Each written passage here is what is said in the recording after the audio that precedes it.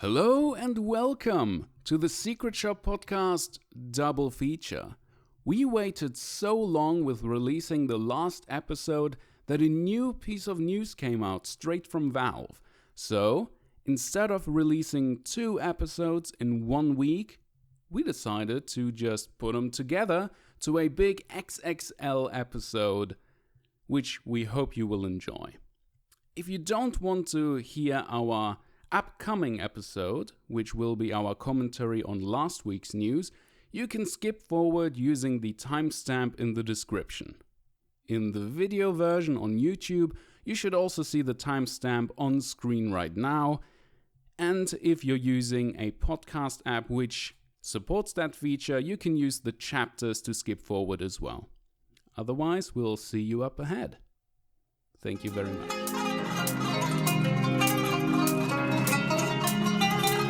Greetings, my friend. Welcome to the Secret Shop.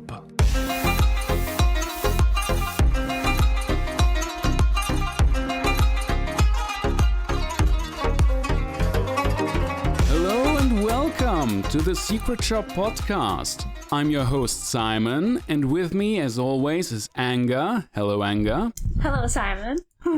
Nice to have you back. And our new co-host, who will be joining us indefinitely, Kiwi. So happy to have you on board. I'm glad to be back. Nice to be here. Awesome. So what have you guys been doing in this last week before the next big piece of news dropped? Speculating a lot. Yeah. I was a little busy with real life stuff. Not had too much time to think about it, but quite excited. But real life for you does include streaming as well, correct? That too, as well. I've been streaming some underlords and working on top 10 duos with a friend of mine. Top Very 10, cool. like top 10, top Not- 10? That's the goal, but not quite there yet. Ooh. Holy shit. That is really impressive. Especially in duos. Like, how much more Yeah. cooperation, Yeah. or rather, how much more thinking does the duos mode in Underlords require? It's an entirely different game for sure. I actually haven't played any of standard since I joined the game after a 6-month break. Wow. But it's like different meta, of course, and lots of communication and balancing your resources together. I like it. I think I enjoy it a lot more than the other game modes. Wow. It's very That's partner awesome. dependent, I feel like, because I've played a lot with one friend of mine, and we were like, it was like having a second brain. Like we played so well together. But I've also tried with others, and then I just got completely stressed out because I felt like I couldn't communicate properly. Oh my god, it's like Pacific Rim. You weren't completely in sync with your partner and the whole map just failed. But really, it took like, I don't know, I'd say we got to Lord in about a week, and that whole week was mostly just learning to communicate well and learning each other's playstyles. And then after that, it was there was so much room for growth after that. The matchmaking is a little bit disappointing, where you only have 1 or 2 lords in each lobby with you usually. But there's still like a lot of different playstyles you can work on, and the better you get to know your partner and what they want and what their builds are, the better it gets. Anyway, I'm a big fan of it at the moment, but still just waiting for Artifact, really. Yeah. Dude, I'm such a scrub at that game still. I'm not even a boss yet. But I also haven't had much time to grind it out. I'm only now trying to get up to boss and hopefully big boss. I don't think I'll ever be a Lord of Whitespire, though. I don't know if I have the 5 head for that. Have you been doing City Crawl? I have, and in fact, today I have 100% completed the Joel segment of the City Crawl. That's awesome. So- Have you been enjoying the puzzles? Did you I play finished through them a little bit? Yeah, I Every did. time I believe think I've- I get a good score on the puzzles, I just look at the high score and it's just Kiwi everywhere. With like 1 unit and 5 I net knew worth. I had to go practice one of the puzzles more because Anger had a better score than me on it. Wow. Wow. The one thing she could have had and you took it from her.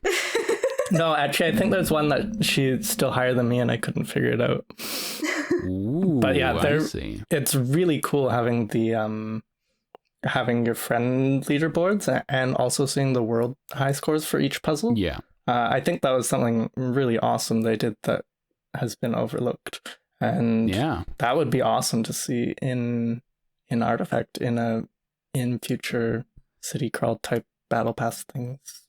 It's actually interesting that you mentioned that, because Artifact did have that feature for the Call to Arms pre-made deck mode. That one actually had a fucking leaderboard worldwide and with friends when it comes to your winning streak with any given pre-made deck. It still has it. I didn't even know about that still. initially. Because when it was released, it didn't have that, and I stopped playing them. And then by the time I went back to Call to Arms, it was a dead game mode, and so I couldn't compete for it. But I didn't get on any of the high scores. I was trying to get it for random, and I worked on it for all of December pretty much. And Wow. I got like, I think 13th. Like I was maybe 2 wins off being worldwide the top. Yeah, top for it. But like Wow. Razva and Artifact Addict are both on it, so you know, my competitive side came out. I wanted to be on there with them, but I couldn't. I love how It's casually you just say that. About what? I don't know. My It's competitive just side. like people like me just can not even hope to reach these kinds of heights. You know, like, oh, you know, I was just 2 wins off the global high score. I mean, I played a lot of Artifact, to be fair. You don't say. You don't say. Speaking of Artifact, let's actually get into the news, which there is quite a bit of. Oh my god, I'm just so happy that we're moving again.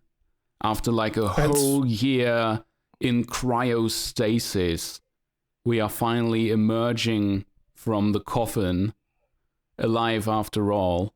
And now there's already the second really nice blog post. The second blog post in like a week and a half. It's wonderful. So, let's get into it. Beta 2.0, what's the plan? What was your guys' reaction to this when you saw the post? It's Moonday, my dudes. Well, first of all, the fact that they actually read the Reddit and like know that meme at all is so wholesome. Like, it would like, I don't know. I think it's very You're gonna nice. get emotional. Don't cry. I'm gonna start crying. Like, we did that last week already, mate.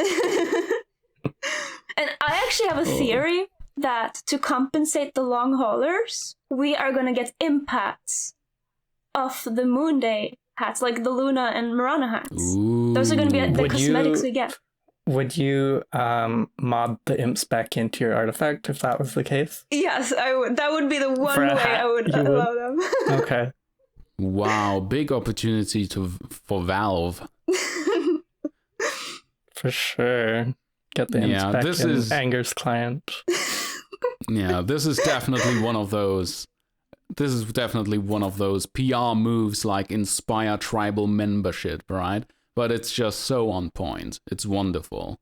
Yeah. Especially like they didn't reuse any art as well. Like this is original art from Valve and it just looks so adorable. Yeah. I feel like saying? they're trying to make up for some of their how they were communicating in the past, and they're like, look, we're making an effort, we're here. I mean, even in the previous blog post, them saying, hey, we appreciate all your support and memes and such.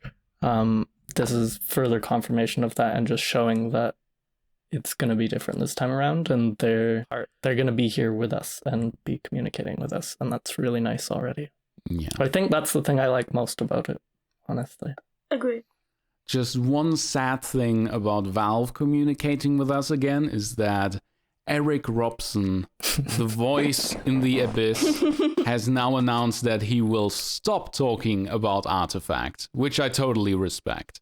He has been the one person from Valve who has mentioned Artifact, who's been talking about Artifact, who told us things such as, don't look for tiny clues, when we're back we're gonna do it big, it's gonna be obvious. Honestly, he was really wonderful during the long haul. They initially said, hey, we're leaving for the long haul and you won't hear from us for a while, and everybody got disheartened. But just like when everybody's emotional, I guess, stability was starting to waver, like a lot of people started to lose faith, and it was just nice to have those couple tweets from him 6 months ago just saying, hey, look, like, I don't know, everybody gets in their head, right? And so it's worse off than it actually is, and so any news was news, and that became the meme. But it really made a big difference for a lot of people, I think, having some faith. I remember also at one point there was like a common theory that them saying that, oh, blah, blah, blah, long haul, we're gonna take a break, blah, blah, blah, until you hear from us again. A lot of people, including myself at one point, thought that there's no way they're actually gonna work on it. It's just something they say, you know, so that, I don't know, they can move on to other games, Half-Life 3, whatever. People got really paranoid. Yeah, but that's why I think Rob was so important. Like, he actually had in his bio that he's working on Artifact. Like, just having that proof that they didn't just say that to say it, and they're actually working on it was really nice. Even one person was all we needed. Yeah. So let's actually get into the blog post and talk about what they've revealed, which is gameplay, actually. They were saying, and I quote, "We've been focusing on gameplay changes first. The biggest change is zooming out to allow players access to all 3 lanes at once. The majority of effects still work on individual lanes, so they still maintain their identity, but it's less likely that a player will get shut out in the same way they used to." This is what I would like to talk about first. What do you think they mean by shut out? Because sometimes if one person really dominates a lane, like gets like 1,000 dogs with Kana or whatever, like it's impossible to get back in the lane unless you have some removal or something. Maybe it's something like that, because one of Tyler's speculations, which we will come back to, is the fact that you can only have a 5-card limit in a lane. And since here you can play in all lanes, if the enemy is taking over one lane completely, since you play all lanes at the same time, maybe it's easier to deal with that.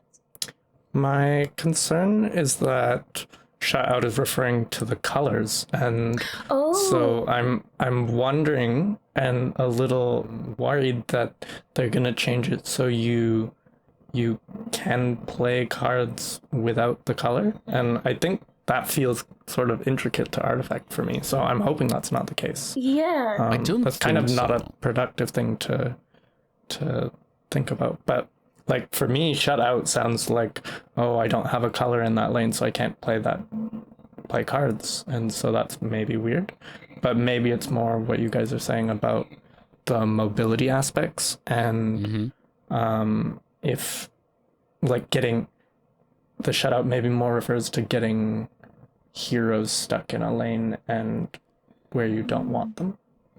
And so maybe there's more mobility. Yeah. Well, first of all, I think it's just typically Valve that they actually communicated to us what they are doing, but they put it into words that we have to interpret. Like, it's still not 100% clear what this even means.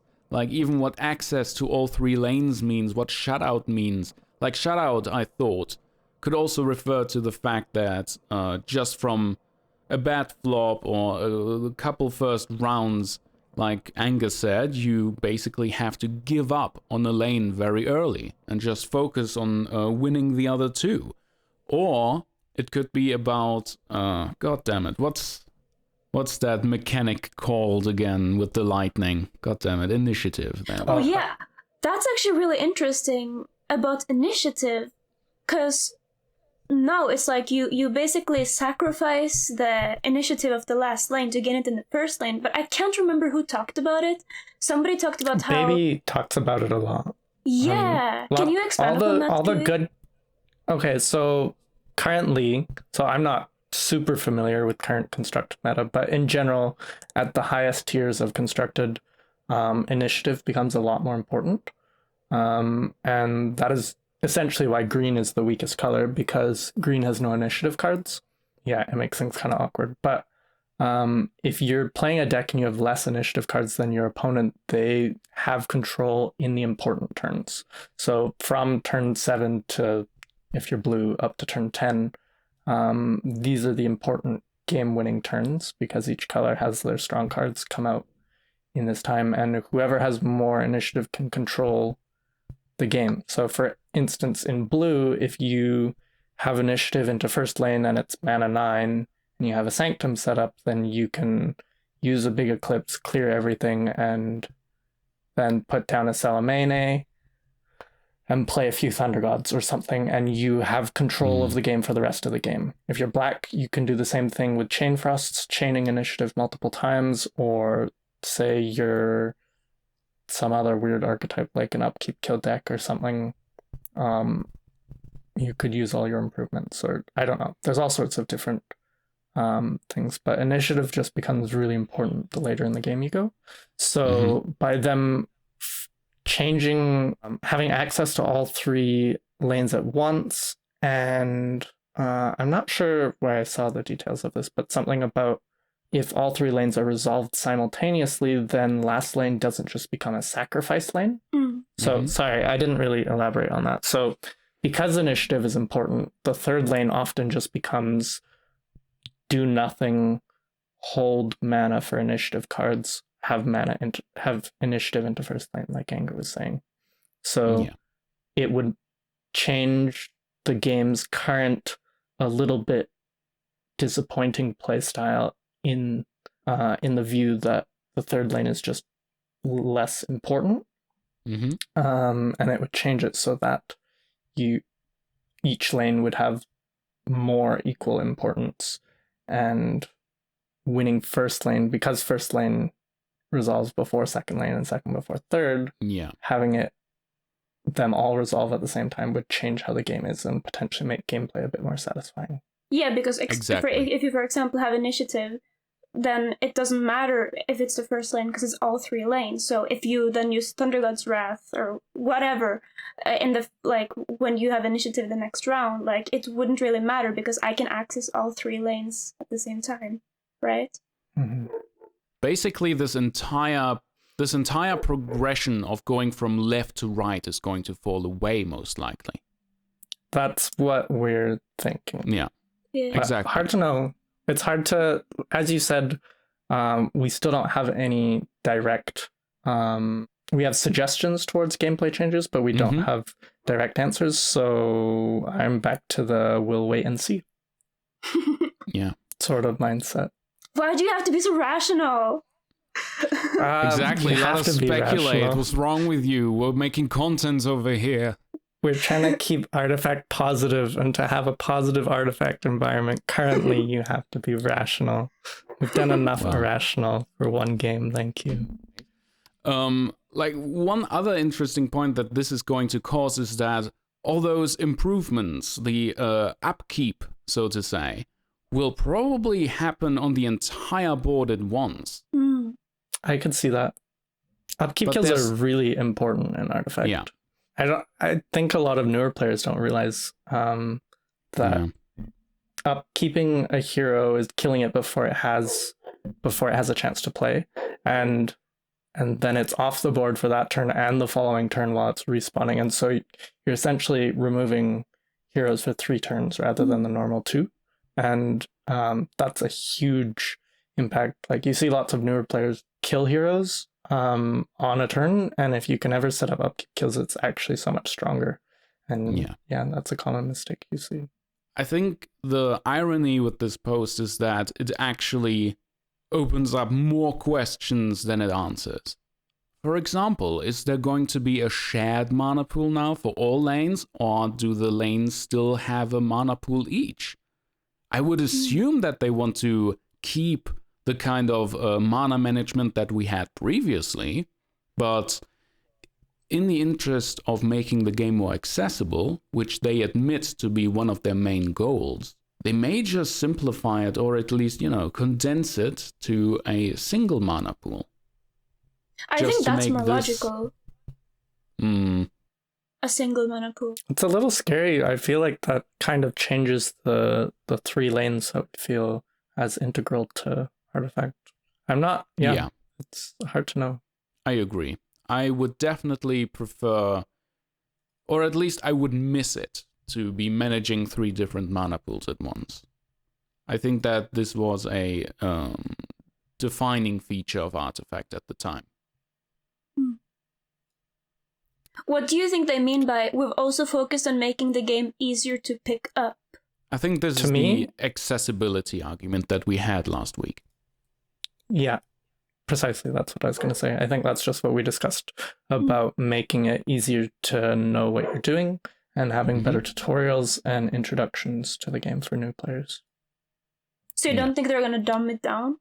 So I think you were playing Dota when this happened, where they put in like stun timers and descriptions of what every ability was, like if it was a stun or a silence or things like that. And like creep boxes. Yeah, for the camps and the stacking timers. And so before that happened, there was this enormous amount of knowledge that you needed to know, where first of all, every player had to know as you got better, you would want to know the stun duration of every single ability at all 4 levels and like what each one does, and each one has different interactions, and like every camp has a different stack timing. And so when that update came out, the community was furious, and it was like, wow, they've just dumbed the game down. It made it so much easier. All this information I had stored that also got changed every 6 months in a patch was useless. And then within maybe 2 weeks, the player base realized that it didn't actually have any impact on the game. Yeah. The good people still were good. Poor players are still going to stack stuns, even if you can see exactly when the stun timer's ending. It's a lot more complex than that. And so it took out this unnecessary complexity. And so when we talk about dumbing the game down, when it's said like that, it sounds like a bad thing, but there are ways to remove unnecessary pieces of information and making it simpler for people without making the game easier necessarily. And so like that's something I think Artifact does really well, where if say you multicast a card with Ogre, it shows the card in their hand and it shows how long each card has been in people's hands. And when you watch Hearthstone tournaments, people are like writing down on their little notes about how long a card has been there and which card is in which position, or like people use programs for tracking how long cards have been in hand. And Artifact removes all this unnecessary information that it's not worth your brainstorming because it doesn't make any difference. You have the ability to track it, then it shows it to you. And so it makes it so much easier for you to focus on other aspects of the game and put your thought into other things. Also, like the open deck lists, that they had them in draft as well initially, and people were furious that, oh, I can see all the cards in my opponent's deck.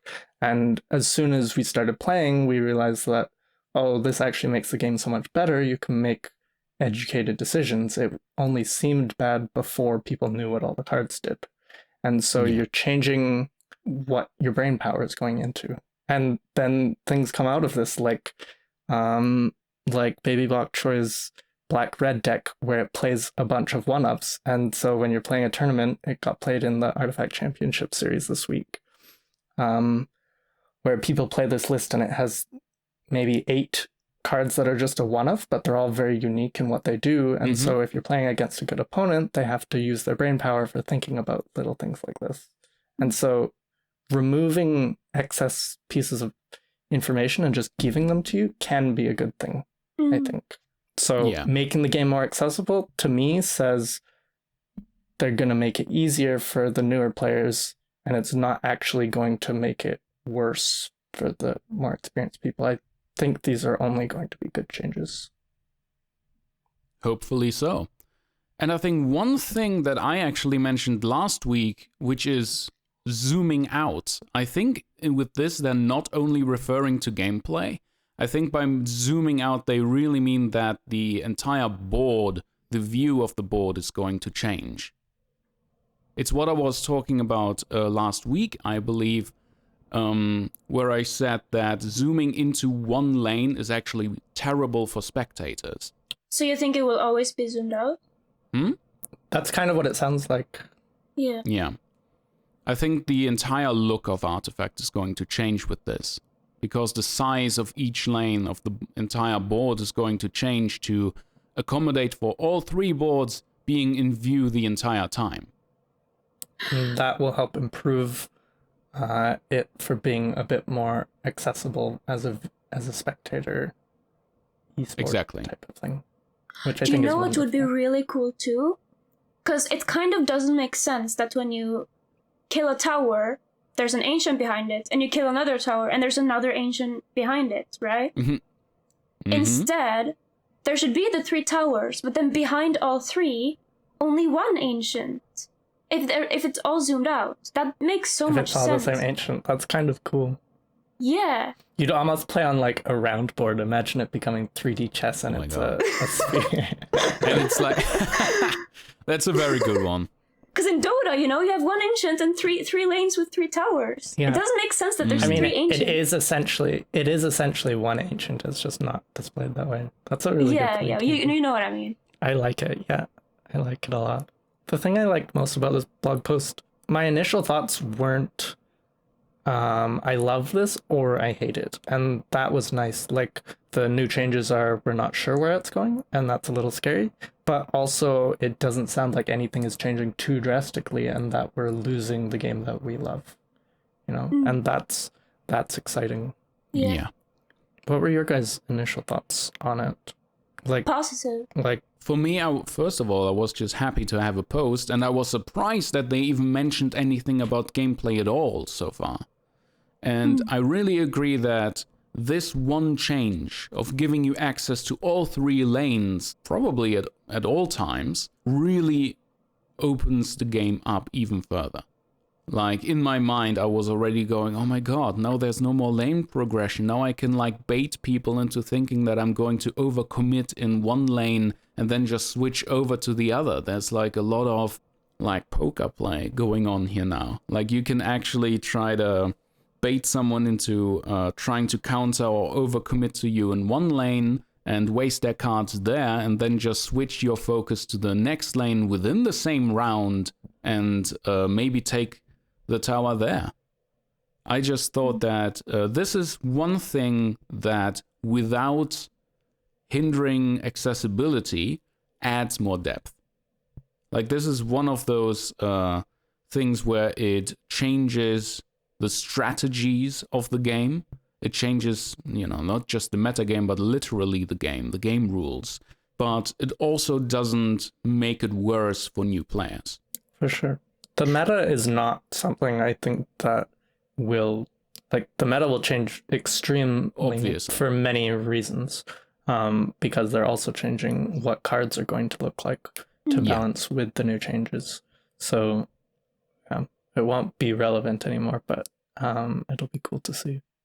That is actually something that they mentioned in the FAQ already. They already revealed that a lot of cards will have changed, and they are introducing new ones as well. Yeah. For sure.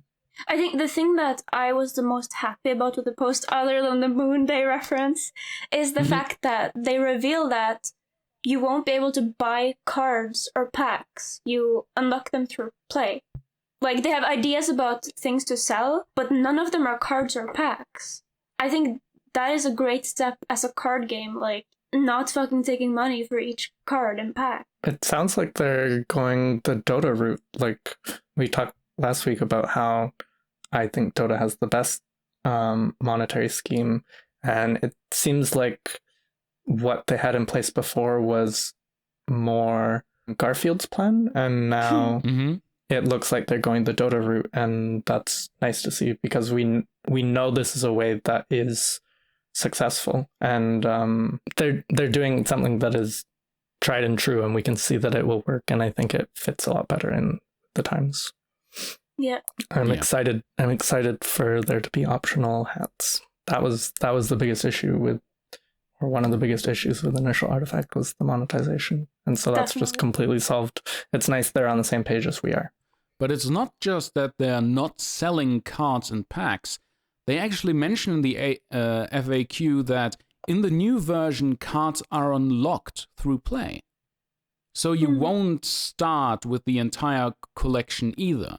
You're going to have to unlock that stuff through Perhaps there will be challenges, or perhaps it will be something more expansive like the city crawl, but an artifact, where the whole thing is tutorialized and you get to know each color by going through whatever the equivalent of the city crawl would be. Oh, there was the puzzle mode. Did you ever see that? I think that was like what they wanted City Crawl to be in Artifact, and they just made that in Underlords instead. Did you ever see the puzzles, Kiwi? Somebody found them, like found that they existed in the client, but they weren't visible. Is that what it was? I never played them. I just saw unreleased content. It was set scenarios where you would play against like a Vul deck, so the enemy would only have like, what's it called, the Vul Martyr. Vul Martyr, all the different Vuls, like the dog like Rebel people. Decoy. And then one with only Oglodi, so there would be the Oglodi Vandal as like regular melee creeps, or neutral, like the regular creeps. So it was like scenario decks where you would be against like, the enemy would only have 20 HP on each tower, but they would have like a shit ton of this or that creep. So that makes me really happy. I honestly think, like we talked about in the past, how, or like people were upset that lots of the artifact team moved over to Underlords, but the further we go, it seems like they were actually doing lots of experimentation in Underlords that I think they're bringing back and will come back to Artifact. Like it seems like Artifact is something they care about more, and Underlords was something they worked on while it was popular and used that as a productive tool for learning, and that makes me really happy.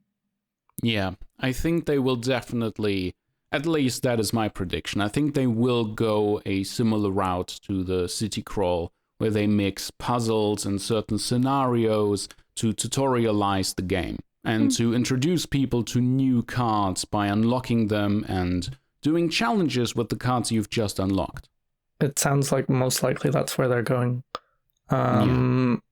I read some comments about people being concerned that the full game will not be, or that the unlockables will delay you getting access to parts of the game. But one thing they said though is that you won't risk getting matched against a stacked player. Like, what do they mean by that? Yeah. Like, because if you do unlock all the cards through the tutorial or whatever, then you will have a stacked deck. So even if you don't buy all the cards, what if you just unlock them by play? It's still the same thing. Yeah, this part is kind of confusing for me. But at that point, it's literally just playing the game. Like, if you want to play the game, why don't you unlock the cards and play the game? Like, this is just about time investment now. It's not about money anymore. Maybe it's that you have to go through a certain number of tutorials to actually play the game, and so it's just that they're... Yeah. Here, we're going to give you all the cards, but you have to go through the tutorials first to learn it. Is that, like, I don't know. I'm getting mixed messages from what they shared about these aspects. Which is, I believe, the point. Valve does this a lot, where they post things that seem to be giving you information, but it's not 100% clear, because they basically just want to introduce you to the philosophies they are designing the game with currently, but they are not revealing exactly how certain systems are going to look, because they want to get input from the discussions. I think they are very closely monitoring any threads right now to see which direction people prefer. For sure. And I think they also aren't sure themselves. Like, they wrote here what the roadmap looks like, and it seems like they don't have the whole game decided and designed. They're just telling us, hey, we're working on it and we're getting closer and you guys are going to be included. I think part of an issue in the initial game release was that they took people's complaints too seriously, right? Like, they need to know what they're doing to an extent and be confident in what they have, because things feel worse initially before you play them a little longer. Or they can. Yeah, exactly. I think they're just a little scared of a repeat of last time. So they just want, we all are. They just want to make sure that this time they are sure what their customers really want. Because what they've said in all the articles so far is that They really believed Artifact 1.0 was a strong product that a lot of people were going to love. And they were taken aback by the reaction. Like all the hate and then the player count drop, which was so drastic. Within only a few months, it was down to a couple hundred. So they want to avoid that like the plague. Yeah. But let's get into the next little tidbit that they share with us. We've also added a new draft mode, Hero Draft, that gives you a taste of constructing decks without all the pressure. Is constructing decks referring to draft mode, or is constructing decks referring to constructed mode? I believe it is about constructed mode, because most new players and casual players have no idea about how to construct the deck. Right. I kind of disagree. I remember when I first started playing, what I thought was the most fun in the start was reading every card and constructing like my own shitty decks. I think my first deck was Kanna, Prelex, and some black and some green. And I thought it was the shit. Like, that was so much fun in the start, just making shitty decks. I get that, but a lot of people don't like making shitty decks. They just literally, first step, Google tier 1 deck, then put in the deck code, and then see, oh wait, I have to pay now. So I think that whatever this mode is, might be a draft mode which has more rules. Like, they may literally go into details like, you need some more cards of this type in your deck. I'm similar to Anger in that I really like building new decks, and that's why I like draft mode, but it's really exciting at the start when a game is just freshly released before there is all those resources for new players. I think it's not so much about laziness, but potentially anxiety. Like, well, when I was getting into Runeterra, people do copy all the lists, but I got a couple friends into it and they were just so stressed about how to make lists. And that's something that comes out of my stream, is that people really like to watch deck building because they're not used to thinking that way unless they have extensive experience with card games. Everybody likes different aspects of a game, but for a lot of people, I think deck building is really overwhelming, and having this potentially newbie mode for learning how to draft and giving you ideas and is interesting because it makes me think that they want to have draft as a main focus in the game. When Artifact initially came out, it seemed more like Phantom Draft was like a flavor of the month sort of game mode, and they were planning to have different ones. Like Random 2-Color came out, and it seemed to me like they're going to have different ones constantly cycling through, and that was their goal. And so by them talking about Hero Draft here, it sounds like they're trying to work players into getting more familiar with deck building. I think the Hero Draft sounds like maybe they either give you the cards or the heroes and then you draft the other side of it. Like, maybe they give you 5 heroes and let you pick between different themes of ways to build with those 5 heroes, or they give you cards and you pick the heroes to go with them, sort of thing. Is my assumption by what it sounds like. But I think it leads into there being more of a focus on different game modes, which I really like in Artifact. Yeah. I think one of the points of criticisms was that there just wasn't enough content for people who didn't enjoy like one of the modes. So I'm hoping that they will deliver on that. People are really polarized in what they like in Artifact. Like, it's very blatant that people either like constructed or they like draft, and few people tend to like both, which is really interesting to me.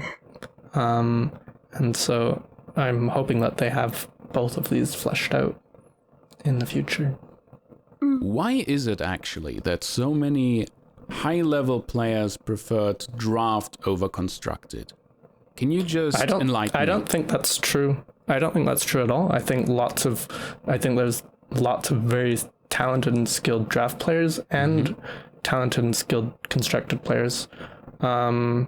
In the draft communities, a lot of people, well, for myself, I like the variance that every deck ends up different and every game ends up different because you're never playing the same 2 decks.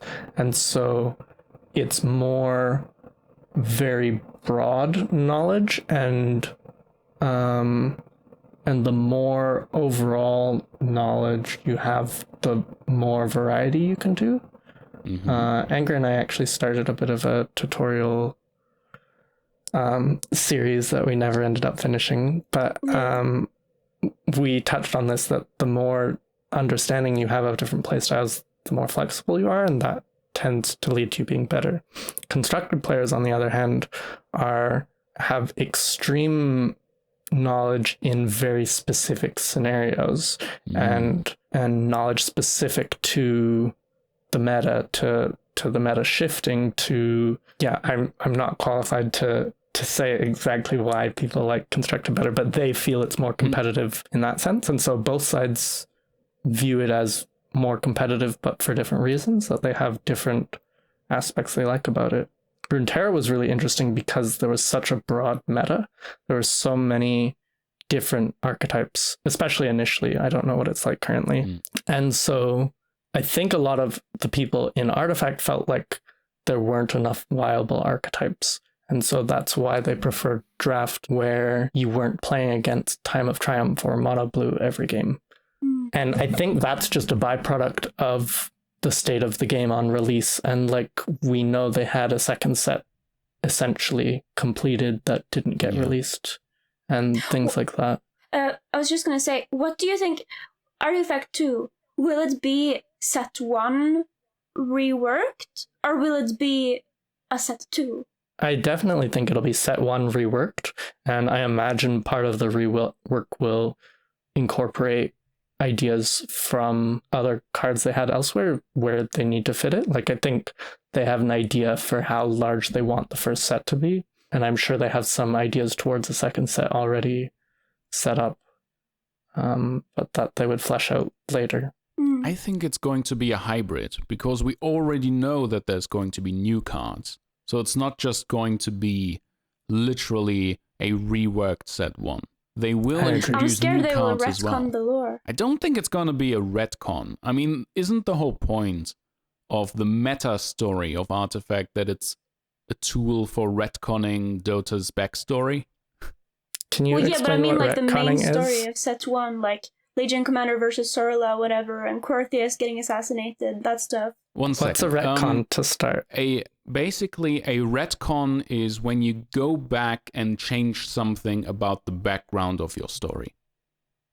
That's awful. So, I hate that. When you change like a detail Marvel does it all the time. Okay, so you're concerned that the new set will do that with the lore? Yeah, if they rework set 1, will that mean they will change up the story, the lore, like what happens to fit better with the new cards? Or will they remain the same story? That's why I'm thinking maybe Artifact 2 will be the second set as if it's set 1, so they move on from the story to the next point. Okay, I could see that both ways. Yeah, I do believe that they will move on. It would be very disappointing otherwise. Yeah, have the same shit all over again and then wait like many months like before set 2. Imagine if Artifact 2 comes out and they all have the same voice lines. No. Don't do this to me, Volvo. I think you guys might be wrong on this, because set 1 didn't really have the chance to ever take off. People didn't really get the time to appreciate all the voice lines and to appreciate all the lore because they played for a week, right? I think they will use the initial set's lore and the initial set's voice lines and such, because I don't think they're ready to move on from what was initially done, because I don't think it was fully appreciated. I expect that a second set would be a lot closer behind, just because it was ready before, and so like from the lore side of stuff, that would all be mostly prepared. But I would be surprised if we went straight into a second set without having the first set in the game, because I think Artifact 1 will eventually be dead at some point, but you want all of that in the base set of the new game. Yeah, you're probably correct, but thankfully we have some new cards to look forward to, and those will definitely have new lore. So maybe they will at least inch forward a little bit with a few new characters. I thought I saw something about one of the voice actors being in the studio 1 week a few months ago. And do you know what hero? So that I wish I knew. If it is the person that I think about, it's probably Timbersaw's voice actor, because he is the one who's posting the most. Is he the guy that did Bristleback as well? Yes, it is. But those lines actually ended up in Underlords. But we'll see. At least those were the ones that he was allowed to show. I really hope they move further in the direction of entwining the lore between all three games and like having a little bit in each one. Like I think ideally Artifact is more lore focused than the other ones. Like it seems a lot more fleshed out and prettier and well put together. But it's nice that there's some in all three and that you get little tidbits here and there. For me, but I'm a lore casual. Well, there's definitely things they are setting up with the great confluence and so on, but that's a whole nother can of worms that some people might talk about in the future.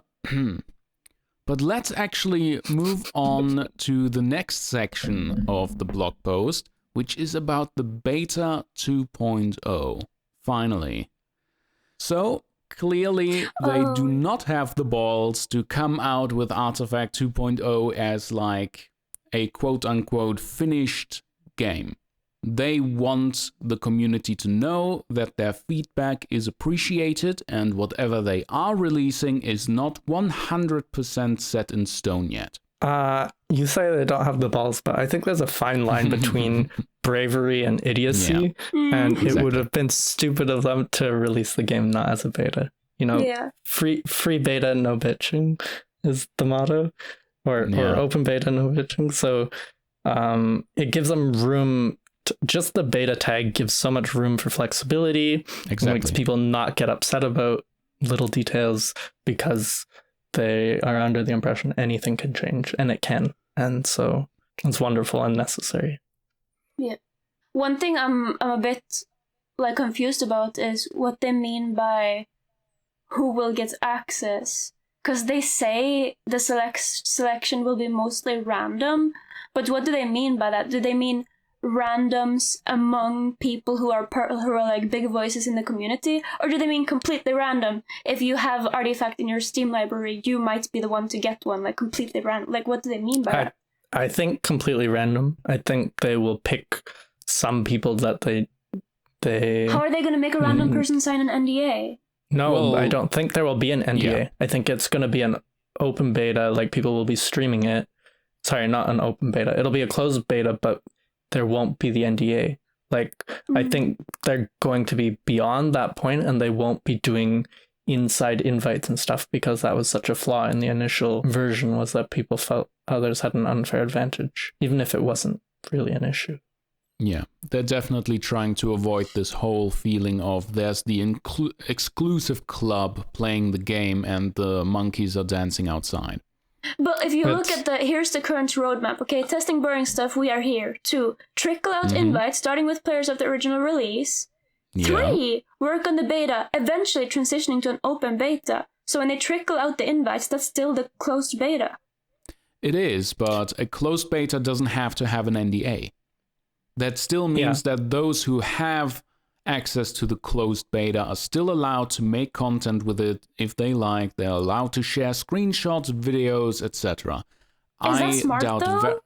I think what you're imagining of like an inside closed beta with NDAs has already been done, right? That was what we heard about with Valve doing their inside playtests and playing it among Valve employees. And so I think they're already beyond that, which is why we've got this blog post. I believe so. But then why is nobody making content then? Because it's not quite there yet. They're still at the testing. So the testing that they're currently on is doing that stage. And then when they're ready to start having it be a public thing, they're going to be inviting some people, but random people that own the game. And it will just be small groups at a time while they're still working on it. And so we'll see tidbits and a few people will have access to it, but random people and not cherry-picked. Exactly. right now they are in the internal testing phase. And then they will start sending out invites just like Dota 2. That's why they mention it. Because Dota 2 was in closed beta, quote unquote, I think for 2 years even, before they opened it up properly. Maybe longer than that. In the end, invites were aplenty. They were everywhere. Anybody who wanted to get in could get in. But technically, it was still a closed beta. I remember after watching the international one, and I waited a month or something for my beta invite, but it was just like you filled out an application and then you wait. Yeah. But they very clearly said that there won't be favoritism towards streamers and personalities. Exactly. That's great. Which is good. I do believe them when they say it will be mostly random. I think that's about 90% random. And then there will still be a couple members of the press or something that will get keys simply because you do need some articles out. You do need the media to jump on it at least a little bit. And that gives them some wiggle room to change their minds. Exactly. They want it. But they're definitely saying that they won't be sending you a key just because you say, oh my god, I'm an influencer, I got it on Instagram. Like and retweet to enter the raffle, dance monkey. PTSD. Also nice that they prioritize people that were here already. They say we won't be giving invites to people that purchase the game after this blog post. Yeah. So that's a little tiny something for everybody that was here initially. The following point, they talk about stats and cards remaining from the current game. They say individual cards are likely to have changed. Old decks and stats won't be valid. What do they mean by stats? Like, the only statistic that there is in Artifact is the skill rating, I guess. Yeah, they're basically just saying it's going to be a different client. Like, they're not... When the closed beta is trickling out, and let's say you get a key, Artifact 2.0 is going to be a different listing in your library. It's going to be a different client. There's no carryover at all, is basically all they're saying. So people won't even get their portraits. That makes me a little bit sad. Yeah, exactly. You won't get a portrait, I'm sorry. Which one do you have? So... The thing is, which one do I have? Well, a lot of my games were in like custom lobbies for playing Long Haul League and DCL and Bitcoin League. But I'm like 9 levels from 130, which is the second highest tier. Is that Sorla? I think. Or is so. Sorla the last one? No, I think it is Sorla because Lich is the last one. Oh. So it's Sorla, Luna. I don't know. I'm still under level 30. You. The thing is, though, in Underlords, they had the banner for being having the beta battle pass finished. Yeah. So I was thinking maybe they would have ways to carry over portraits that way. But as you're saying, if it's in a different client, then that's less likely. So things to speculate on, though, are what happens with all the cards is what lots of people are asking, and I kind of expect that nothing happens and no refunds or anything, right? Yeah. Kind of a little unfortunate. It's definitely going to be interesting how people react. Valve talks about like millions, like it's nothing. So would it really be that big monetary drag on them to give everybody a full refund? Like, there's not that many people owning Artifact and even less owning all the cards. I don't think it would be that big, like an economic hit for them to just refund. And they would get so much favor. I completely agree with you. I kind of think what would be necessary for that to happen is like some community outrage and people actually being upset. And currently they don't give indication one way or the other. So we'll just have to wait. Yeah. We just have to be logical. Wow. I really think all we can hope for is some unique unlocks for long haulers. Just like what they did in Underlords, where you get a different little Ricky figure and different titles and so on. Moonday hats. I said it first. You heard it here first, okay? Moonday hats. I swear. Maybe this gets enough hype that all the long haulers are in the beta, and then all the normies want to be in the beta, and then we're the privileged few, and we actually get like a month-long beta like was supposed to happen initially. Yeah. But I think it's definitely going to be a long-term beta. Yeah. Because they do say they just lined it up so that there's no restrictions. They're not committed to shipping a game at any point. It will come out when it's ready to. Yeah. They even say hopefully quicker than Dota 2. They're not even saying it's not going to be as long as Dota 2, guys. They're just saying hopefully. I think that's a joke because the Dota beta was so long. But still. But also, like, there you have it in writing. The beta could be 4 years. Oh boy. Does it matter? I don't think having a beta label or not makes a game worse. I think it makes it better to have the beta label. It just gives you wiggle room as a developer. Gives you an excuse. Yeah. This game's still in beta, guys. Come on. My turn! Here we go! Hello, and welcome back to the Secret Shopcast after our short interlude. We are going to go straight into the new blog post that Valve posted just a few hours ago, at least on our timeline. I'm just going to start reading the first paragraph, and we're going to comment on that right away. Is that all right with you? Yeah. Sounds good to me. When the members of the team decided to reboot Artifact, we all did it for different reasons. Some of us loved the original game and wanted to see it thrive. Some of us liked the freeing sense of creativity you can have with a card game.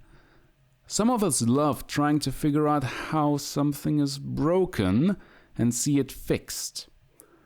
There was one unifying reason for all of us. We thought that there was something special in the game, and with hard work we would bring it to light. Thanks for the feedback over the last 2 weeks. It's been great seeing how many of you share those feelings. What are your feelings about this? Well, I for one think it's really nice that they're actually showing feelings and heart and like they're emotion. Yeah, like they're not just this big company, this big robot. They're actually showing that they're people, you know? Yeah, I thought that this paragraph in particular seemed very genuine, which is why I wanted to read it in its entirety. And I find it interesting how they divide the team into like these 3 little categories. I'm sure there's a lot of overlap. I'm not saying there's like 3 tribes. Like there's one group that loved the original Artifact and just want to bring something to light. One of them is, but I like the group that wants to fix what is broken. Because that almost feels like these people are coming from other teams within Valve. It feels like these are people who only joined the Artifact team after it became renowned as like the big failure. Because I think there's a lot of people who are very ambitious at Valve and who want to fix the reputation. The good news is we know there's at least 3 people working on Artifact. Wow, nice one. Each of these blog posts has had an opening paragraph that's personal and emotional, where they communicate with us and share what's going on. And I've noticed each of these posts has like a bit of a format where it opens with that and then shares some details of what's changing, and they're just slowly sharing with us how things are going to start looking. It's very different from what we got initially from Artifact, and it's really nice because that's something everybody wanted, was the communication aspect of things. And so it feels like we're getting to know them a little bit. Yeah, I think so too. Let's go straight into the next paragraph, which goes more into one of the main concerns that the community currently has, which is about former players, especially those that invested a lot into Artifacts. They are calling them founding players here. I find that a very attractive term. Better than long haulers, perhaps, but I mean, this is not just about long haulers, because long haulers is anybody who's been waiting for Artifact all this time. They are talking about players who have a vested interest in the game returning. And basically this whole paragraph is just about them guaranteeing that there will be something for those players who have invested a lot of time or even money into Artifact. They're not quite sure what that will be, but they're looking at feedback right now and they're saying some of that mirrors their own ideas. So what are your thoughts on that? It shows that they looked at what people's commentary was the last 2 weeks and identified which parts were actually relevant for them to respond to. Like, one of the issues with them having commentary completely open is that it's hard to filter what is actually useful feedback. But something that seemed to be a concern with everybody in the community, or that's currently playing, was what happens with our collections and what happens with our portraits. And their previous post was not clear what would happen with those things, and a lot of people, I think, felt some concern regarding that. And so it was just nice that it feels like they're here with us and they are seeing our concerns and addressing them immediately. So like, there will be some cool things and we don't know what they are yet, and we have some ideas, and it sounds like they have internal ideas as well as are open to community ideas. Incredibly cool and special is the choice of words here.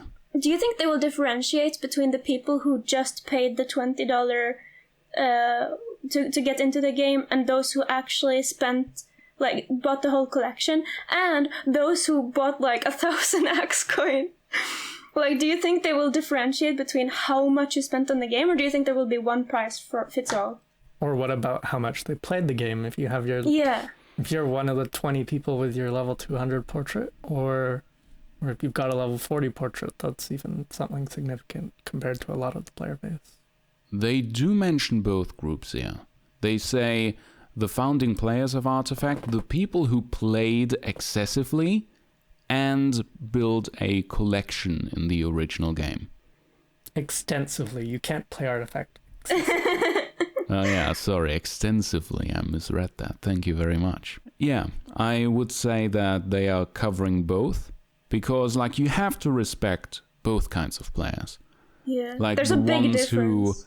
The ones who had enough faith in the game and its success to really pump some money into that, and the people who played extensively for a very long period of time, the long haulers, because long hauling doesn't differentiate whether you're rich or poor.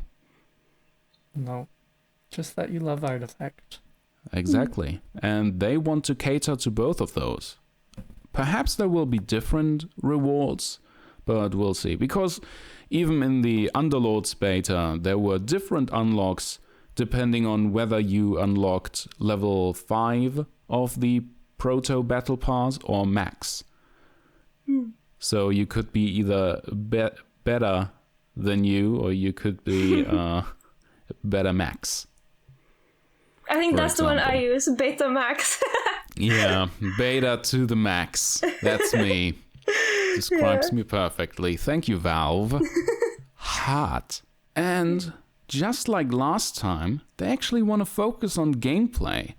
And not only are they giving us a little glimpse into more special things about Artifact 2.0, they're actually revealing no less than 6 cards that are currently being tested. These cards, let's get this out of the way, right? These cards are still being tested. It's very unlikely that they're going to end up in the game in the exact same way that they're presented here. Especially the art, even though it's very cute. Everyone is saying they should keep the art, so maybe they have to. I've seen some posts indicating that early Dota art was similar to this, and it then was. the actual icons that ended up in the game, there's lots of indication towards the prior art. Yeah. Just keeping it for inside jokes. Yeah, this wonderful MS Paint art. It's gorgeous. It really is. Better than Mirana's model in Dota 2. Definitely. I want that Mirana hat. Yeah. Yeah, people are already saying either give us this unfinished art as a bonus for the long haulers and the founding players, or I believe Sir Action Slacks had the idea to just offer those for payment, you know? The first set of alternative art you can buy, and he guarantees that there will be quite the prize money funded right there. Yeah. Sure.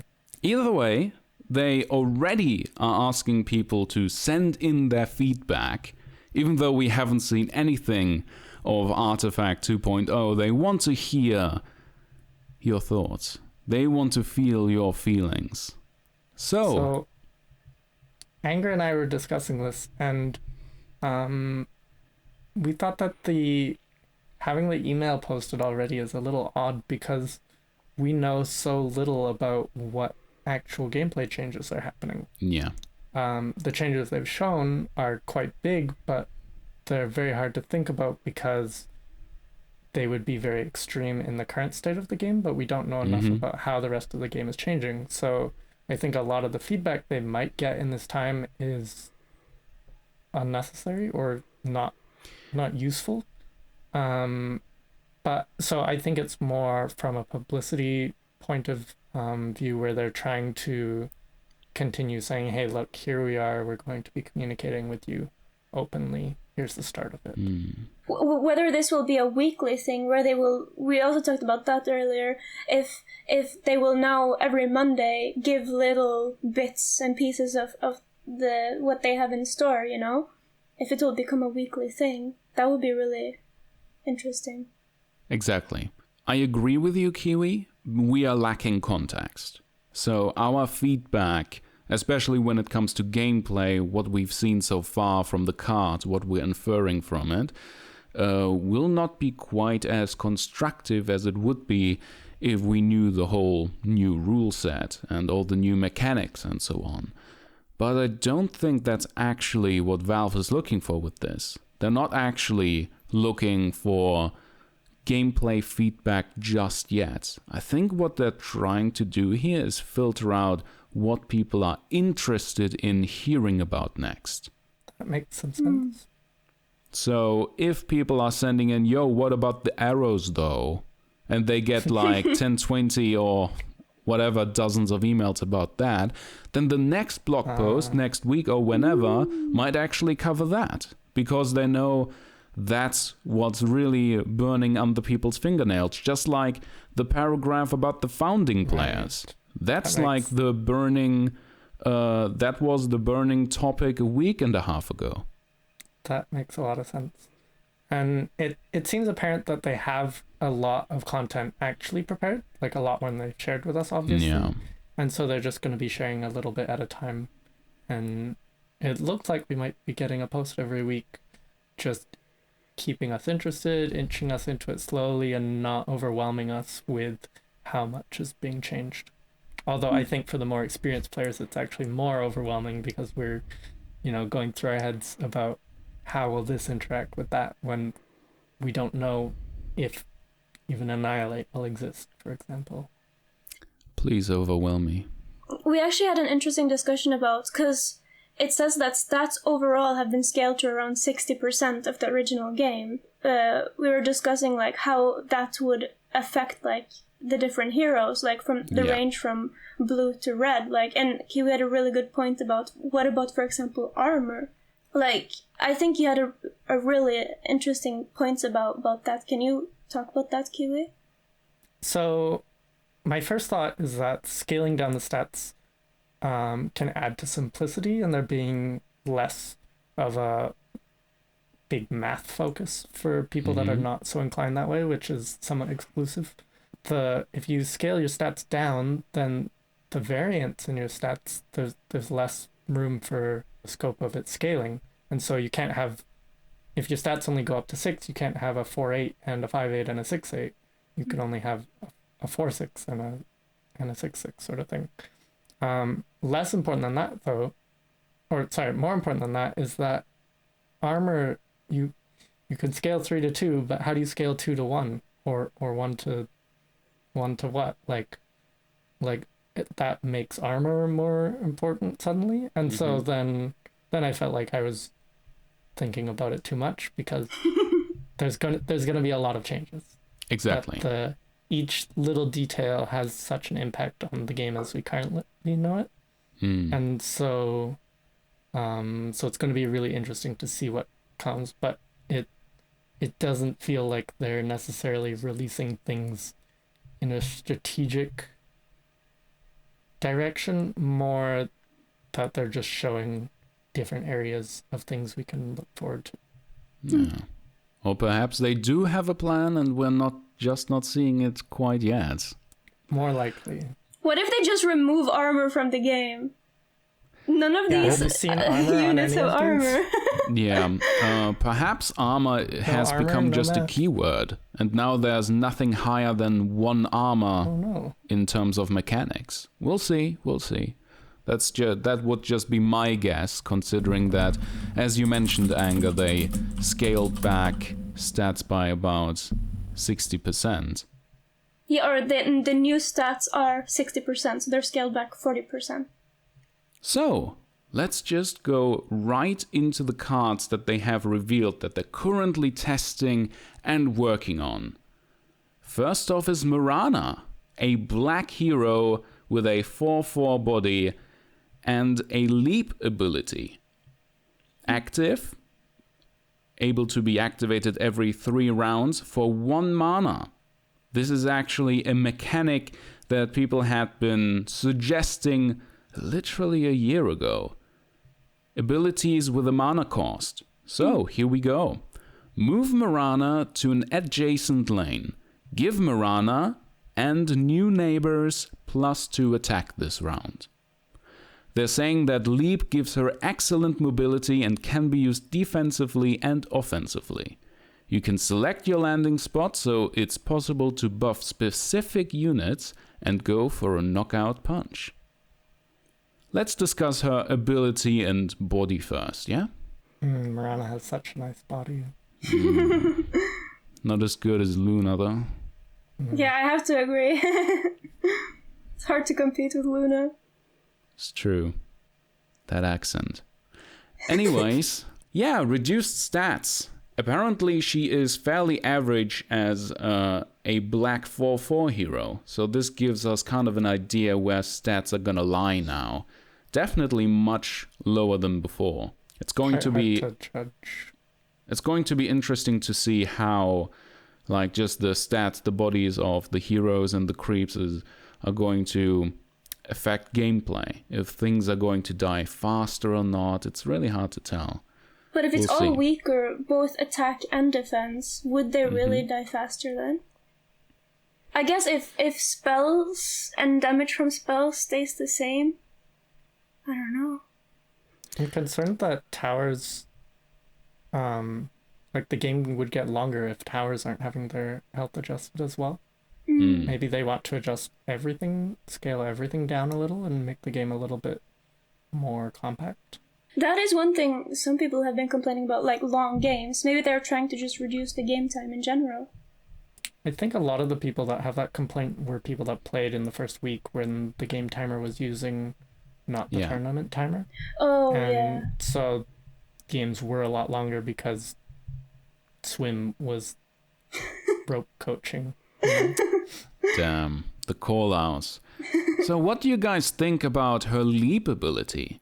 I love mobility in this game. I think it was kind of really annoying when we only had one set, where there was very limited mobility and only Blink Dagger, and so Constructed was like, okay, Blink is an auto-include, and all the other items were initially just dead in comparison initially.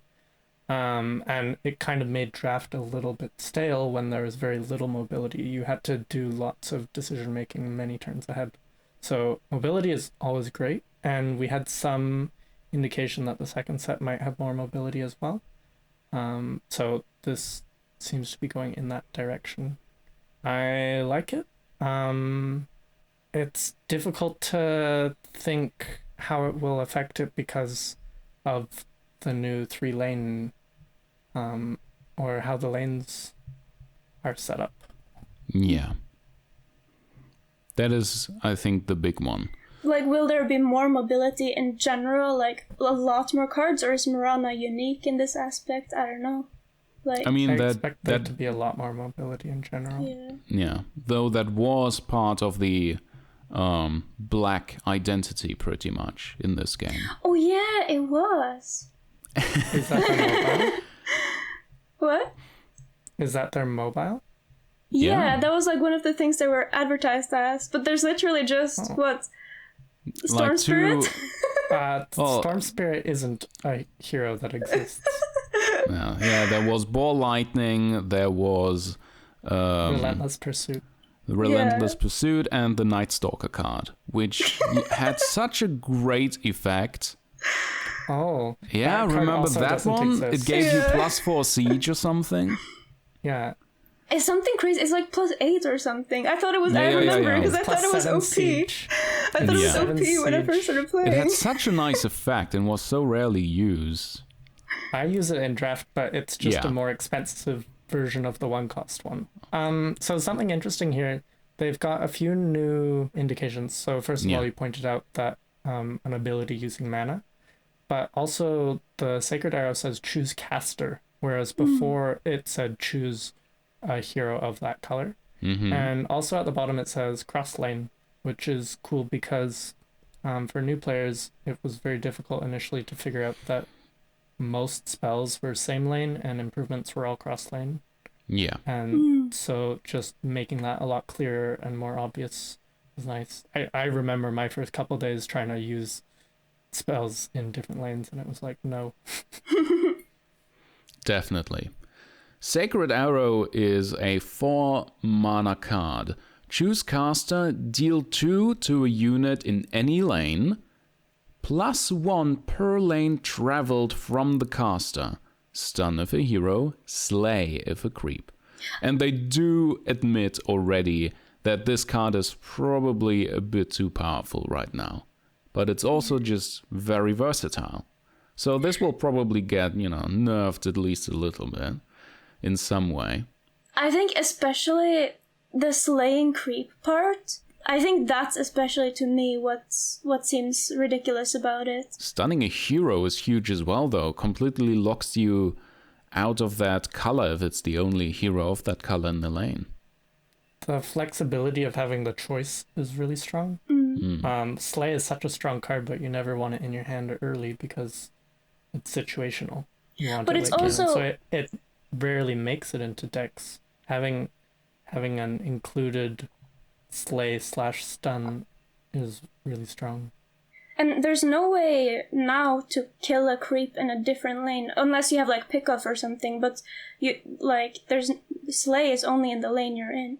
If like there's a big troublesome creep in a different lane, now you can snipe it from another lane like a big Thunderhide, Yeah, there was like pick off and assassinate, gank, and the steam cannon and so on. Like there were ways, but this one is very versatile. None of those kill a Thunder Chad though. Yeah, that's true. I mean, this is an instant slay. You're right about that. Is there any other cards than Slay that condemns creeps? Like completely Annihilate. removes them? Oh yeah. No. I think we should move on to the next one before we lose ourselves in like little theories about it, which is Wraith King, the only king that matters. Wraith King looks a little fragile for a green hero, but his build in Death Shield makes him one of the most survivable units in the game. And remember, in the original artifact, there were only 2 cards with Death Shields, which was the zombie and the reworked cheating death. And now we've got a hero with a built-in one. So let's go straight into his body and reactive ability. He is a 4/3. It does look fragile, but then you actually read about this reincarnation. On deploy, gain a death shield. When Wraith King uses a death shield, heal to full and give enemies -2 attack for their next combat. Thoughts? Yeah, I thought it looked real, like kind of weak at first, but then Kiwi kind of changed my mind on it. So I think I still think it's not super great, but it's not as shit as I first thought. Considering that it's not just like the relentless zombie. No, what's it called? Is that what it's called? Like it actually heals after and deals the debuff after, but it still doesn't look very strong to me. I mean, so he doesn't look very strong. He's kind of similar to a Baden in a sense, or just another way to have a green hero that's very sticky and hard to get off the board. But when you get a health pool on him, he'll just be there forever. You do 1 Rumusk, 1 Cloak, and he's at 10, and you have to get through 10 twice to get him off the board. Spell doesn't look particularly strong. In general, 4-cost spells in green, or not spells, but just 4-cost cards. Green has a lot of those. So that's not the slot you ever want, although that's not necessarily relevant in the future. Decay is a new mechanic we have, which is the opposite of regeneration. yeah. Somewhat interesting. I'm not a fan of it personally. I'm not against the mechanic. I just think it's a weak mechanic in general because your opponent has a lot of time to play around it, with the heal or with killing it intentionally or just changing their game plan. You're projecting what you're doing. So much like Viper's spell is actually better because it can upkeep at the start of a turn. I mean, this can too. It lasts for 2 rounds, but not on upkeep. This would resolve at combat just like regeneration does, I assume. But that's another thing that makes it even hard shitter to know to me. when. However, the thing that I wasn't considering is everything scaled down, so 2 decay is more relevant if heroes have 4 health pool instead of 10. And But it's like still it's a stun. only decay for 2 rounds. Has we ever seen that before? Like only giving regeneration for 2 rounds or whatever. No, so that's interesting as well. That makes it even shitter. But they do say here, to give some context, unless a hero gets healing, it often means death after 2 rounds. Like they're giving us a little context here because we don't know the general amount of health that units and heroes have. But Valve is trying to tell us here, trust us, this is kind of strong. Usually they die unless they get healed. Yeah, but killing a hero in 2 rounds, that doesn't sound that strong to me. Having a sticky green hero that is better than Rick's sounds pretty okay to me. Like maybe you play it as a splash and it's really hard to get off the board, right? Doesn't die to Annihilate. I've been talking about Annihilate a lot, but just quite hard to deal with. And I still think giving all enemies on the board -2 attack will save you quite a few times. For sure. It can be really annoying. And I don't know if you've been doing this on purpose, Kiwi, but let's actually get to the sticky green card, which is the sticky Greevil. With the increased amount of movement in the game, there you go, it's actually confirmed, a cheap blocker like this little guy can really gum up your opponent's plans. Because this guy just prevents movement.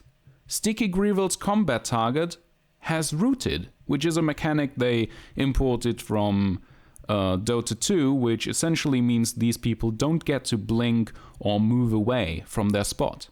I'm curious if they'll be disarmed as well. Sometimes some roots in Dota have disarm. We don't quite know what rooted means in this game. I love that they have Greevils in Artifact. Oh my god, I love Greevils.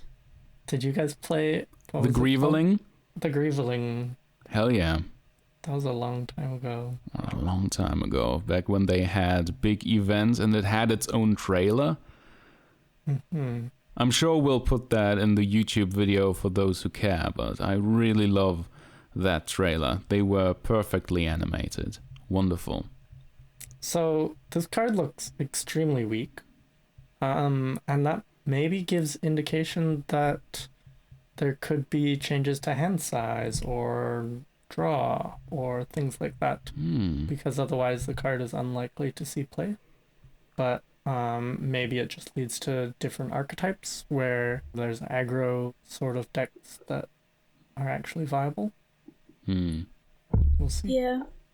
Once again, like, I suppose this is like a utility card to counter lots of movement, right? I assume this is just like a blocker.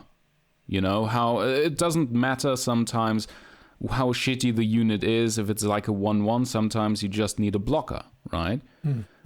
Yeah, but would you use this blocker? So yeah, so I think this is the same concept applied to movement, where it's like, I just need this little shitty unit to prevent this guy from blinking away, because I know what he's doing. He wants to blink over there. Mirana wants to leap over there and destroy the tower. I better stick her up with a sticky Greevil. The thing about... So the stats are not always relevant either, because green has lots of ways to buff them.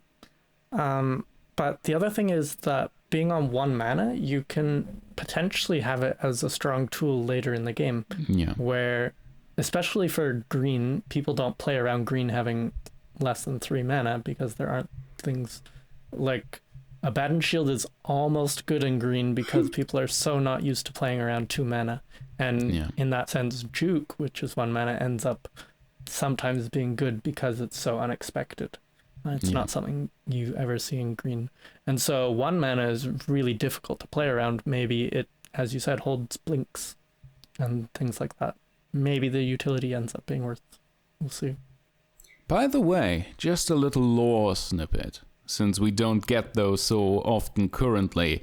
Anger, do you remember what Artifact actually revealed about the Smeevils? Because they actually revealed that Smeevils are magical creations, or perhaps they were bred to do this, to kill Greevils. Oh yeah, that's right. Yeah. So then we have Smeevils and Greevils in Artifact? Maybe We the do. next expansion. Yeah, so the expansion is going to be Smeevils and Greevils at Oh war? my god, no thanks. That reminds me of a certain other expansion which made me drop a certain other game.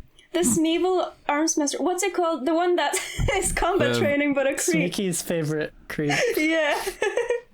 Arguably the worst creep in the Combat game. training is good. Oh my god, let's get to the next card, because that one is just chef kiss. Best art by far. Oh yeah, just the blob. Morphling Whelp. What does whelp mean? A whelp is a baby dragon. Yeah. Usually, but here it's the baby Morphling. We'll see. Maybe it is baby Morphling. Maybe Morphling's making babies. Very, very important lore details that we will have to learn in the future. Is Wait, it if baby Morphling is a dragon? Huh? No, Morphling's not a dragon. No, in this case it would just be used to say a baby Morphling, right? So the question is it a baby Morphling like Baby Yoda? Or is it a confirmation that a Morphling has copulated? Maybe he's like an anemone. Instead of like having babies the normal way, Oh, he just no. takes a piece of himself, and that becomes the baby. Oh my god, that reminds me of Bikini Bottom horror with the Patrick Star. Oh no. Oh, what yeah, happened? you saw that, huh? Anyways, Morphling Whelp. As you might have guessed, this unit is hilarious. Does it copy both passive and active abilities? Of course it does. Does that mean from items? Ooh. No, I doubt. No. It copy says innate items. abilities. Right. It does prevent that. Morphling Whelp is a 4-mana blue creature with 1 attack and 5 health, and it copies any innate abilities from the enemy blocking the Morphling Whelp. So there's no way to get more than one ability, is there?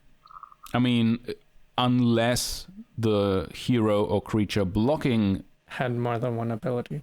innately. But innately, so not from buffs such Exactly. as Time of Has Triumph. to be. Wait, hold up. There's one new mechanic we're gonna see that on the next creep that makes the card go back on your hand, right? I was just thinking about So that. can you then do it twice? No, because it will change the card back to the original card as soon as it goes back to your hand. Oh. I doubt it would keep the abilities it has copied when it returns to your hand. Don't worry, I was trying to figure that puzzle out too, Anger. I just wanted to have a big Whelp with a whole bunch of abilities. I wanted to have a Time of Triumph Whelp, just steal all their stats. Okay, so one thing is the body is pretty big. Like, this can contest, like, heroes. Yeah. Can it? It's not just gonna be a shitty little creep with hero abilities. With 1 and 5, and we see, like, 4 and 3 and stuff. Like, the body isn't that awful. I mean, all the heroes they show here only have 4 attack. So it would be able to survive an attack from them. 5 is a pretty safe number of health. Through like Thunderstorm and Skywrath and stuff. But the attack isn't really going to kill things. I kind of wish it would steal the innate ability. That would be cool. Just like temporarily until it died. Yeah. But it's maybe super flexible. Like you can play it in front of the blue 2/5 satyr that gets refresh mana or things like that. Or say you put it in front of a Chen and you get a steal for 1 turn, things that have really big cooldowns, or like Tide. And because it's a creep, you get to choose where to put it. So imagine placing it in front of a Ravage, and then they have to Ravage you, and then you get to Ravage them back next turn. But do you think you start with the cooldown, like as it is from the start of the game? Like, will you then have a 4-round cooldown? It would be... Oh, why'd you ask such difficult questions? I think that there's no way you would get that with already refreshed. I feel like it wouldn't have a cooldown. I feel like when you get it... Okay, here's what my expectation is. I bet if... So say you're stealing a Tidehunter's Ravage. If the Ravage is still on cooldown from the start of the game, I imagine it would still be on cooldown. But if the Tidehunter has used the Ravage, or like if the game has gone on long enough that you could use it, then I expect you would be able to use it. Because so you would copy the cooldown? It would never have any play if you have to play it in front of a Chen, the Chen would just steal it every time. Or, well, Chen is a really poor example. But if the Tide would Ravage it and then you had to wait 4-turn cooldown, that would never work. So I expect that the initial cooldown from the start of the game would be intact. But once you've stolen it, you can cast it right away if enough time has passed. What does innate exactly mean? Doesn't it mean inherent? Yeah, like it means... attached to the card, so nothing you've given. Like Rising Anger or those red cards that give, do you know what I mean? Like the 2-cost ones. Those would not be innate. So they'll still be an ability on a hero for the rest of the game, unless you purge them. But innate is going to be anything that isn't purgeable. What I find interesting, just as one last point about this card, is one way to counter it, assuming such a card exists, would be to move it somewhere else as well. Because then it would maybe copy an ability that's less useful. Or maybe you just counter that counter Ravage by just moving it away with Intimidation or something. Well, it would have play effect though, so it would get the ability. Oh, it's play effect. You get it no matter what. That's a good point. Do you think they're going to get copyright issues with Pokemon? Right. What? Because it looks Because it's Ditto? It's literally Ditto. I think it's supposed to be a watery blob. Nobody else has seen that. You ruined the card out for me Shiny forever. Ditto is blue, isn't it? Let me see. Shiny Ditto. Ditto is fucking pink. It was shiny. Shiny Ditto is blue. They're gonna get sued. Wow.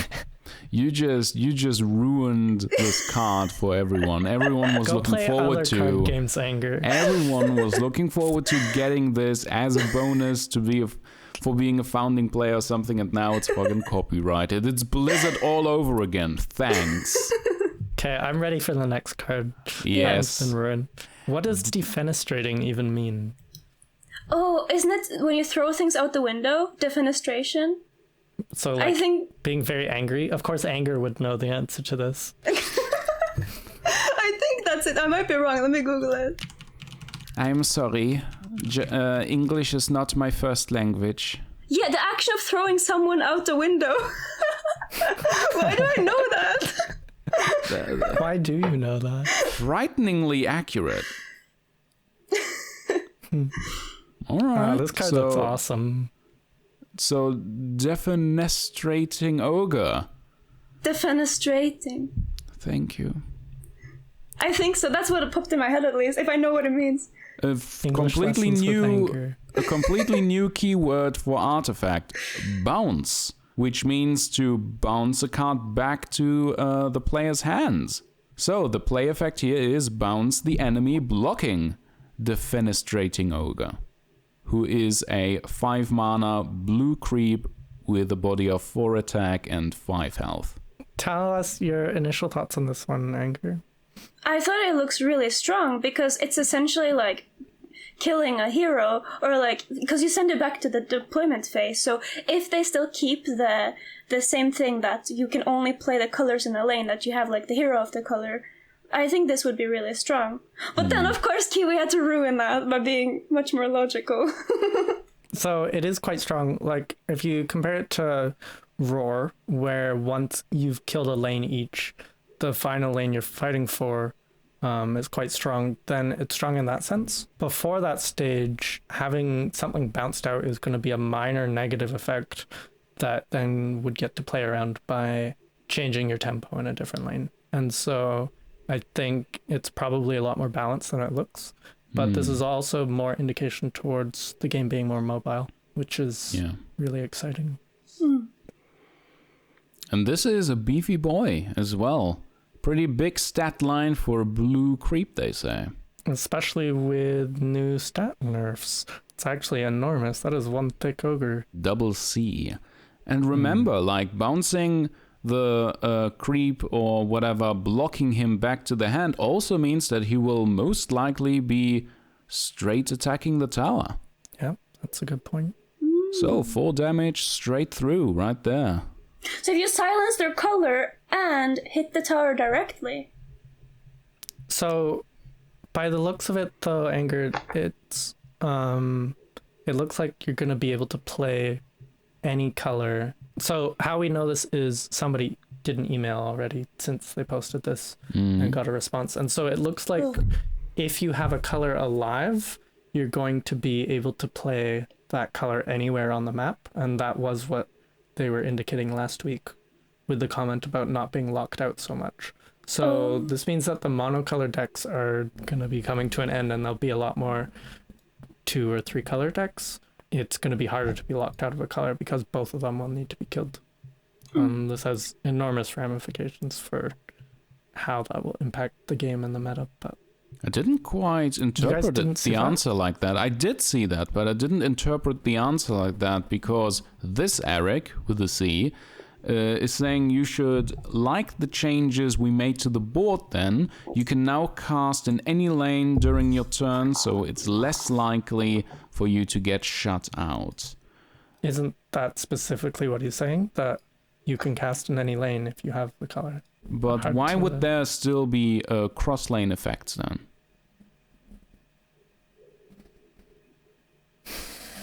Who knows? Because you still have them placed in each their lane. And you have mana in each lane as well, potentially. Yeah, potentially. There's still some open questions about this, so perhaps send those questions to Valve and they may reply to you. Let's get to the last card, which is actually an item card. It is the Sheepstick. For 25 gold, and once again, to activate it, you will have to spend 1 mana. And you can use it every 2 rounds. And it will hex a unit, which means they are stunned and look like a sheep. Is that a consumable icon? No, I think What is that icon? That is the icon. That is most likely the temporary icon they use for mana cost on items. Oh. I would say. Yeah, it's a weapon anyway. Yeah. Where do you see that? Because it gives you +5 attack. Mm. +5 attack. And you can turn people into sheep. We don't know what the stats on the sheep are, But it doesn't matter because they're stunned, I suppose. It's not like Hex in Hearthstone. Looks ridiculously strong, but also very expensive, of course. The 1 mana is interesting. It sounds like not impactful at all, but how the game is currently scaled is that every color gets strong at a certain point of the game. So say Time of Triumph or Emissary or Salamene, they all want to be cast on a specific turn, and the game is balanced around that. Yeah. And so the 1 mana cost makes it so that those big swing turns can't happen at the same time as you're casting Hex. So I think that's a nice little bonus. It is definitely a very strong one, but it does cost 25 gold, which, at least in the last version of Artifact, was a considerable sum if you weren't running some black gold econ deck. But let's just remember that Sheepstick is usually just the nickname for this weapon, which in the world of Dota is usually called the Scythe of Vice. But let's just take a second. And appreciate the art. Such a wonderful card. I think It's so everybody grotesque. loves this. What? It's Isn't an it cute? impaled Adorable. sheep on a adorable. stick. No, it's just a sheep tied to a stick. Yeah, they tied Oh, it to really? it. Isn't He's that the smiling guts? and everything. It's Look, cute. he's smiling. Oh, It's it's a I thought it wholesome. was its guts hanging out. Oh, anger. You got your head in the gutter. Wow. No. More like the head in the Look, it's a slaughterhouse. sheep impaled on a stick. Wow. No. And smiling. It Like- froze before it realized it died. Wow. What is this Black Mirror shit you on? What the? Like, this is wholesome, okay? This is a good time. It's fun to it. This was a wonderful post. So what are the odds we get another one next week of similar size? 100%. 100? I think it's Yeah, pretty please. likely. I'm I think leaning it's- towards it. I'm looking forward to it. And also, just a small detail that I have just noticed. Perhaps this will change, or perhaps this particular card characteristic doesn't mean the same it used to, but it looks like all of these cards are bronze rarity. So commons. But perhaps... Even the sheepstick. Yeah, even the sheepstick. Perhaps that will change. You know, everything is subject to change in a beta, which this will be, and they actually admit that this beta will not be polished either. So they may actually release a lot of cards as we see them here with this temporary art. Honestly, I would appreciate it. I really like it. It shows that there's going to be a lot more changes than we initially anticipated from 2 weeks ago. And it's nice that they're letting us in for a look at it and may even be playing it. I'm excited. I like this one more than last week. Yeah. It's got more meat on those bones. I wonder, since there is rarity still, like, how are they going to do that if the game is free to play? Well, it's for draft. Oh, yeah, that's true. So that's still If the you- thing. If you've played 1,000 hours, then you can have your rare cards, and if not, you're playing paupers. Oof. Hopefully not. Or 10. Probably 10. Yeah, I'm just looking forward to more news. And I hope that one day they'll actually reveal some lore about these cards as well. I mean, we're being introduced to 2 new heroes here. I want to know what their stakes are in this fight. If it's still about Roseleaf, or if they will do like a half step forward from that conflict, or if they're, involved in one of the smaller squabbles. We'll see. You should email them and impact next week's post. Yeah, Steve Jaros did reply to me once.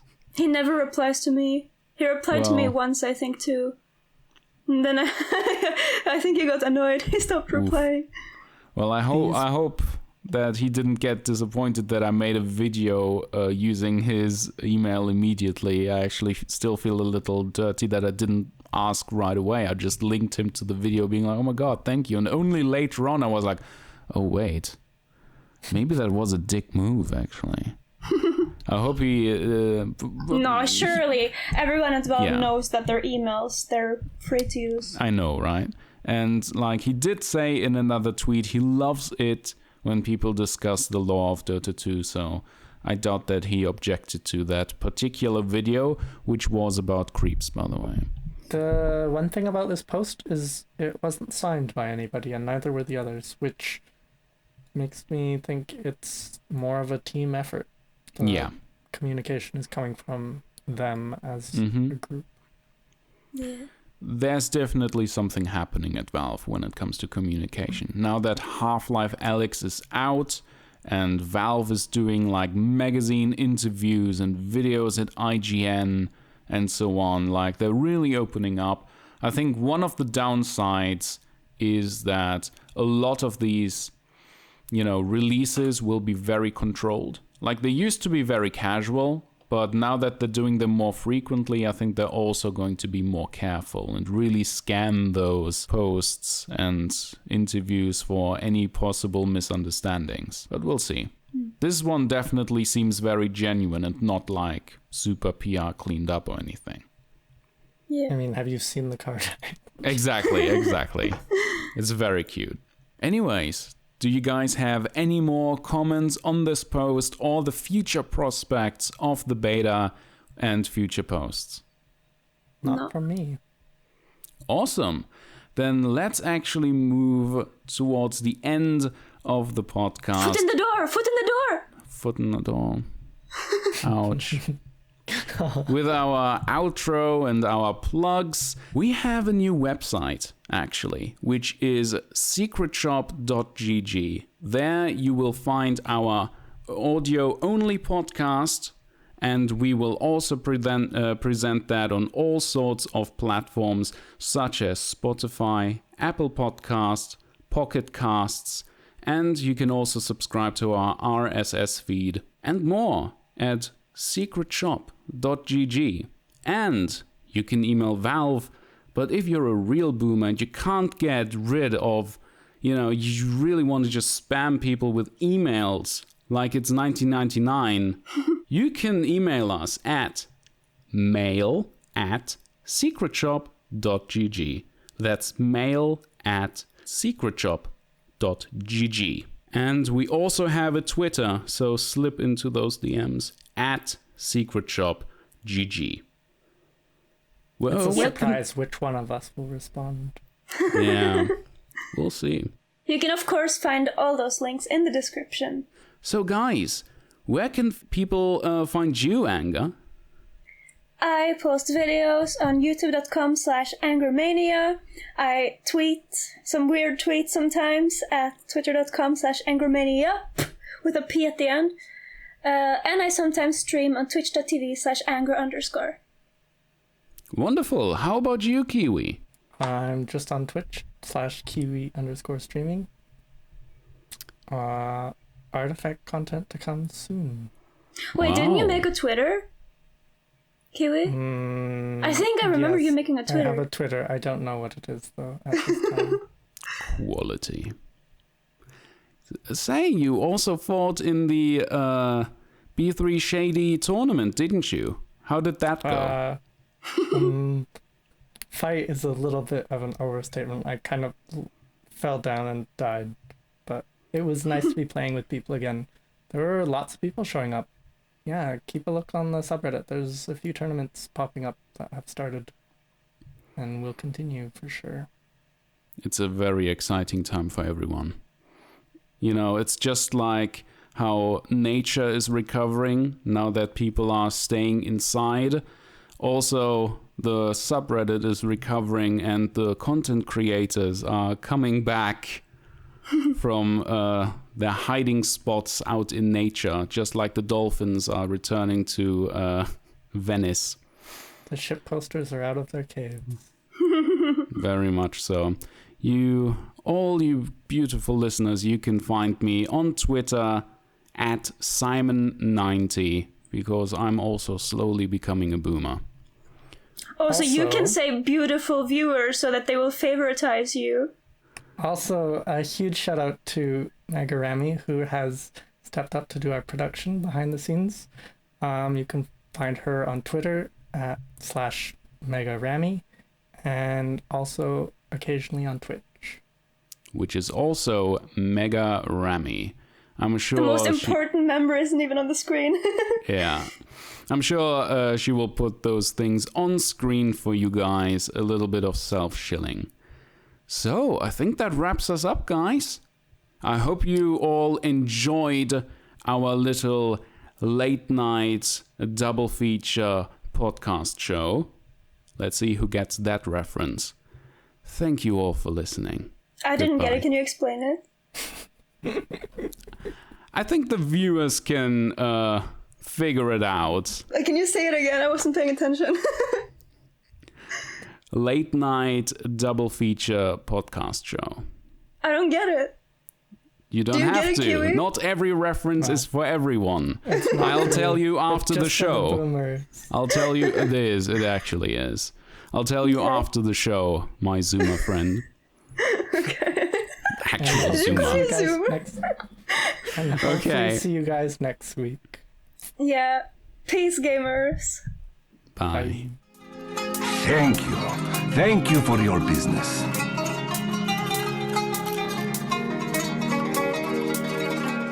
Come again!